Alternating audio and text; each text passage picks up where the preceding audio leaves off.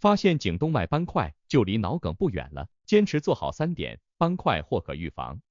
阳光明媚的早晨，张先生像往常一样匆匆忙忙地赶往公司。他是一名普通的上班族，每天的生活都充满了忙碌和压力。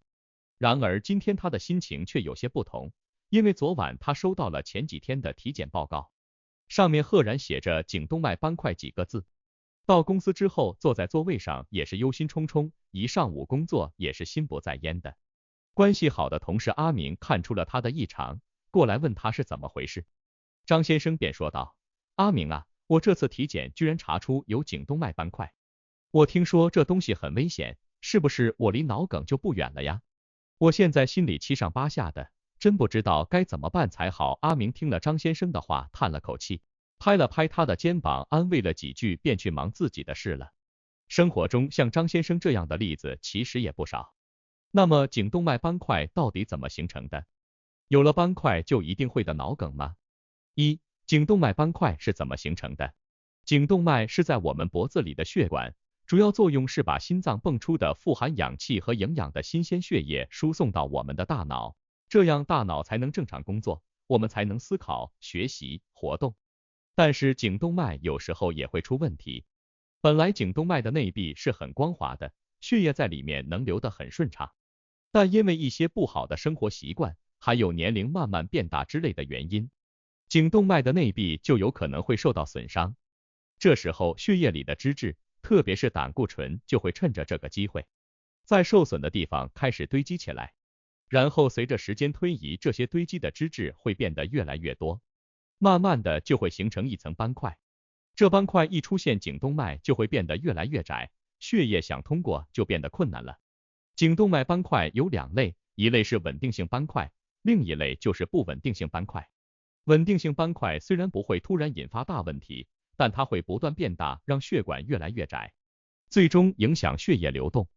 而不稳定性斑块就比较可怕了，这种斑块就像一个不定时炸弹，稍微受到一点刺激，比如血压突然升高、情绪激动等，就可能破裂。斑块一旦破裂，里面的脂质和炎症物质就会跑到血液里，引发凝血反应，形成血栓。血栓如果随着血液流动到了大脑，就有可能把脑血管堵住，导致脑梗。脑梗是一种严重的疾病，可能会让我们失去说话、行动能力，甚至威胁生命。所以保护颈动脉，预防斑块的形成，对于我们每个人来说都非常重要。那么如果已经有了颈动脉斑块，就一定会得脑梗吗？2. 发现斑块一定会得脑梗吗？颈动脉斑块确实是个需要关注的问题，因为它和脑梗有一定的关系。但是并不是说一发现颈动脉斑块就一定会得脑梗，这中间有很多因素需要考虑，比如斑块的性质、大小、稳定性，以及它是否让血管变得很窄。前面说过，稳定性斑块不会轻易出问题，如果颈动脉里是这样的斑块，而且血管的狭窄程度不是特别严重，一般来说狭窄程度小于 50%， 那么短期内得脑梗的风险就不会太高。但是这并不意味着可以完全放松警惕了，毕竟斑块还是在那里，还是需要注意的。不稳定性斑块就比较危险了，因为它比较脆弱，容易破裂。如果斑块是不稳定的，或者血管因为斑块的存在而变得很窄，狭窄程度超过了 70%， 那么发生脑梗的风险就会增加。除了斑块本身，还有很多其他因素会影响脑梗的风险。比如说，如果有高血压、糖尿病或者高血脂，这些都是脑梗的危险因素。另外，吸烟、酗酒的习惯，或者比较肥胖，平时也不怎么运动，这些都会增加脑梗的风险。所以，即使斑块不是特别严重，如果生活方式不健康，同时还有其他疾病的风险因素，那么脑梗的风险就会提高。颈动脉斑块是脑梗的一个危险信号，但我们不能只看这一个因素，要全面评估脑梗的风险，还需要考虑斑块的情况、血管的狭窄程度以及我们的整体健康状况。既然颈动脉斑块这么危险，那我们平时应该怎么去预防呢？其实预防颈动脉斑块并不难，只要做到这3点就足够了。3. 预防斑块要做到哪3点？1. 健康饮食。病从口入这句话我们都知道，意思就是说很多病都是因为吃的不合适引起的。现在很多人的饮食习惯不太好，喜欢吃高脂肪、高糖分的食物，比如油炸食品、甜点、红烧肉等。这些食物虽然好吃，但是对血管可不太友好，因为这些食物里面的脂肪和糖分会让血液中的坏胆固醇增加，而这种坏胆固醇就是造成颈动脉斑块的主要原因之一。所以我们要改变一下饮食习惯，多吃一些对血管有益的食物，比如说蔬菜、水果和全谷物这些富含纤维的食物就很好。纤维可以帮助我们降低血脂水平，减少血管里的脂质沉积，这样就能减缓斑块的形成。具体来说，可以多吃点绿叶蔬菜，比如菠菜、油麦菜这些。水果也要尽量多吃点儿，不过最好选那些不太甜的，像苹果、梨之类的。全谷物也是不错的，就比如燕麦、糙米这些。这些食物不但能给身体提供需要的营养，还能帮咱们的血管保持健康。另外得少吃点红肉，就是像猪肉、牛肉、羊肉。这些肉类里面的饱和脂肪挺多的，吃多了对血管很不好。同时加工食品也得尽量少吃，像香肠、火腿、方便面。这些食品里的脂肪和盐分通常都特别高，对咱们血管的健康没什么好处。可以选择一些更健康的蛋白质来源，比如鱼类和豆类。鱼类中的脂肪多是好脂肪，尤其是深海鱼含有 Omega-3 脂肪酸，对心脏和血管都有好处。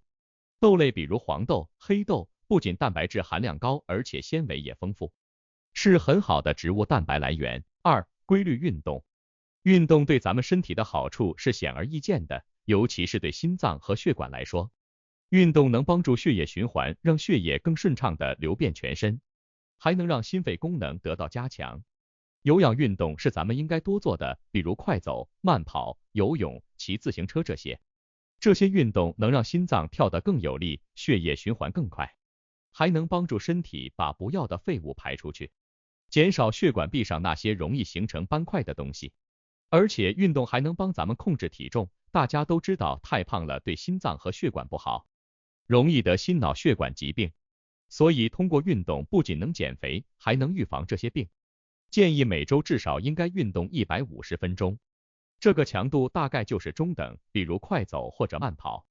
如果喜欢强度大一点的，那么75分钟也行，比如跑步或者快速游泳。除了有氧运动，力量训练也很重要。力量训练能帮助咱们增强肌肉，让身体更结实。有的人可能觉得力量训练是给运动员做的，其实不是，咱们普通人也应该做，因为它能让全身的健康水平都提高。不管你选择哪种运动，重要的是要动起来，让运动成为生活的一部分。可能一开始会觉得有点难，但只要慢慢养成习惯，会发现身体变得更健康，精神也更好。3、定期体检。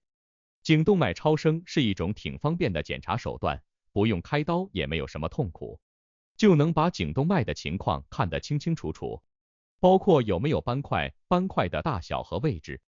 有些人的身体条件可能更容易的颈动脉斑块，比如有高血压、糖尿病、高血脂这些问题的人，或者是年纪大了40岁以上的人。对于这些人来说，定期做颈动脉超声检查就很有必要了。一般来说，每1到2年去做一次这样的检查是比较合适的。通过颈动脉超声，医生可以及时发现颈动脉有没有问题，如果发现了斑块，也能知道斑块的情况，然后根据情况给出治疗建议或者调整治疗方案。当然，除了颈动脉超声，还有其他的检查也是很有帮助的，比如血脂、血糖、血压这些基本检查，能帮助医生了解你的整体健康状况，看看有没有的颈动脉斑块的风险因素。有时候可能还需要做一些更深入的检查，比如头颅、CT 或者磁共振。这些检查能帮助医生看看脑血管有没有问题，比如有没有狭窄或者堵塞的地方。这对于评估脑血管疾病的风险也是非常重要的。通过这些检查可以及早发现问题，及时治疗，避免病情恶化。所以不要等到感觉不舒服了才去检查，应该主动去检查，防患于未然。而且这些检查也不是很复杂，只需要按照医生的建议，定期去医院的相应科室做检查就行了。检查完了，如果有什么问题，医生会告诉你接下来该怎么做。